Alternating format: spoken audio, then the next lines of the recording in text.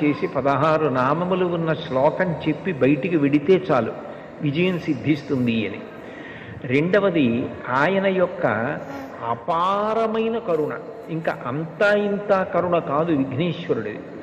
ఆయన క్షమించినంత తొందరగా ఎవ్వరూ క్షమించరు. మీరు చూడండి, అందరికన్నా ఎక్కువగా మరిచిపోయే లక్షణం ఎవరికి ఉంటుంది అంటే పిల్లల యందు ఉంటుంది. మీరు పిల్లలు అనేటప్పటికీ ఒక విషయం జ్ఞాపకానికి తెచ్చుకోవచ్చు. పెద్దవాళ్ళు ఏదైనా తింటున్నారనుకోండి, ఎవరో పెద్దలు వచ్చారు ఇంటికి, ఇంట్లో భోజనమో ఫలహారమో చేస్తున్న పెద్ద ఆయన ఆ పళ్ళెం పట్టుకునో లేకపోతే చేతిలో ఏ ఉండ్రాయో కుడుమో పట్టుకుని తింటూ వీధిలోకి వెళ్ళి స్వాగతం పలకడం, ఆ పళ్ళెం లోపల పెట్టి తాను పెడతాడు. విఘ్నేశ్వరుడు ఒక్కడు మాత్రం చేతిలో కుడుము పట్టుకుని తిరుగుతూ ఉంటాడు. అంటే పిల్లవాడి లక్షణం. పిల్లవాడు చూడండి, తాతగారు ఎవరో పెద్దవాళ్లతో మాట్లాడుతుంటే వచ్చి తాతగారు తాతగారు అని విసిగిస్తాడు. తాతగారు కాసేపు పక్కకి పో అని విసుక్కుంటే కోపం వచ్చి పక్కకి వెళ్ళిపోయి తాతగారు నన్ను దెబ్బలాడారని మనసులో పెట్టుకుని బాధపడతాడు, ఏడుస్తాడు. వాళ్ళు వెళ్ళిపోగానే తాతగారు పిలిచి ఎవరే ఇదిగో ఈ పండు తిను అంటే మళ్ళీ పరిగెత్తుకుంటూ వచ్చేసి తాత తాత తాత అంటూ ఒళ్ళోకి ఎక్కి కూర్చుని తాతతో కబుర్లు చెప్తాడు. అంటే ఆయన మనసుకి కలిగినటువంటి కష్టాన్ని చాలా తొందరగా ఒక బాలుడు ఎలా మరిచిపోతాడో అలా మరిచిపోయి క్షమించగలిగినటువంటి గుణం, అనుగ్రహించగలిగిన గుణం విఘ్నేశ్వరుని యందు ఉంది. అందుకని ఆయన బాలరూపంతో ఎప్పుడు చేతిలో కుడుము పట్టుకుని తిరుగుతుంటాడు. అది కారణం. బాలగణపతి అని ఎప్పటికీ ఆయన పరమశివుని యొక్క పెద్ద కుమారుడు. తమిళ దేశంలో పిళ్ళయార్ పిళ్ళయార్ అంటుంటారు. అంటే పెద్ద కొడుకు పెద్ద కొడుకు. ఎప్పటికీ అలా పెద్ద కొడుకు ఒక పిల్లవాడిగా ఉండిపోవడానికి కారణం ఏమిటంటే ఆయన యొక్క క్షమాగుణం. ఇది రెండవ లక్షణం. ఇక మూడవ లక్షణం ఏమిటి అంటే విఘ్నేశ్వరుణ్ణి స్మరించినంత మాత్రము చేత విఘ్నము తొలగిపోతుంది. విఘ్నము అంటే పరమ ప్రమాదకరమైనది. అది కార్యహంతి, అంటే ఇక కార్యము జరగకుండా చేసేస్తుంది. ఏదో కష్టపడితే కార్యం జరగడం కాదు, అసలు ఇక ఆ కార్యం జరగదు, అర్ధంతరంగా ఆగిపోతుంది. అట్లా కార్యం ఆగిపోయింది అంటే విఘ్నేశ్వరుని యొక్క అనుగ్రహం లేదు అని గుర్తు.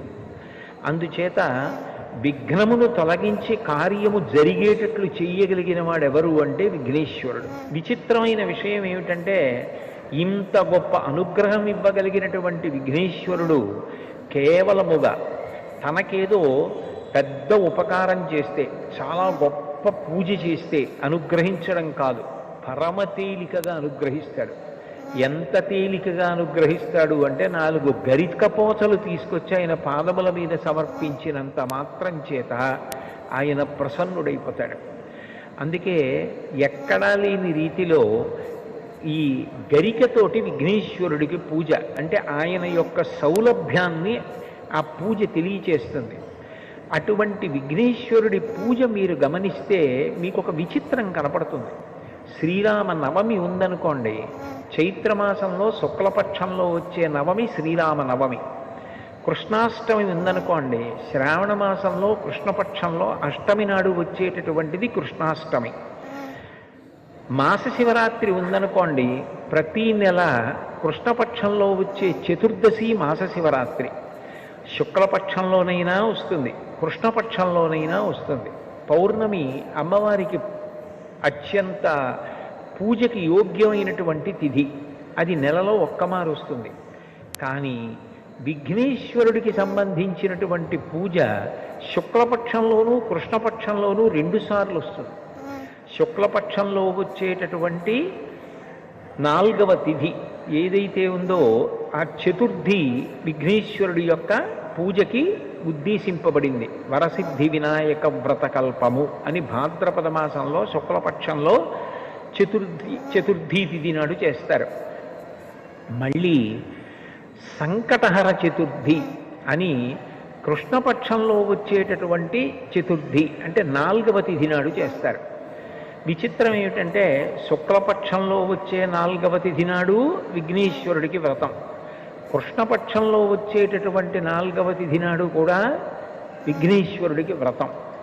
ఈ 2 కూడా విఘ్నేశ్వర సంబంధమైన వ్రతాలే. ఇంకా విచిత్రమైన విషయం ఏమిటంటే ఈ చేసి 16 నామములు ఉన్న శ్లోకం చెప్పి బయటికి విడితే చాలు విజయం సిద్ధిస్తుంది అని. రెండవది ఆయన యొక్క అపారమైన కరుణ. ఇంకా అంతా ఇంత కరుణ కాదు విఘ్నేశ్వరుడిది. ఆయన క్షమించినంత తొందరగా ఎవ్వరూ క్షమించరు. మీరు చూడండి, అందరికన్నా ఎక్కువగా మరిచిపోయే లక్షణం ఎవరికి ఉంటుంది అంటే పిల్లల యందు ఉంటుంది. మీరు పిల్లలు అనేటప్పటికీ ఒక విషయం జ్ఞాపకానికి తెచ్చుకోవచ్చు. పెద్దవాళ్ళు ఏదైనా తింటున్నారనుకోండి, ఎవరో పెద్దలు వచ్చారు ఇంటికి, ఇంట్లో భోజనమో ఫలహారమో చేస్తున్న పెద్ద ఆయన ఆ పళ్ళెం పట్టుకునో లేకపోతే చేతిలో ఏ ఉండ్రాయో కుడుమో పట్టుకుని తింటూ వీధిలోకి వెళ్ళి స్వాగతం పలకడం, ఆ పళ్ళెం లోపల పెట్టి తాను పెడతాడు. విఘ్నేశ్వరుడు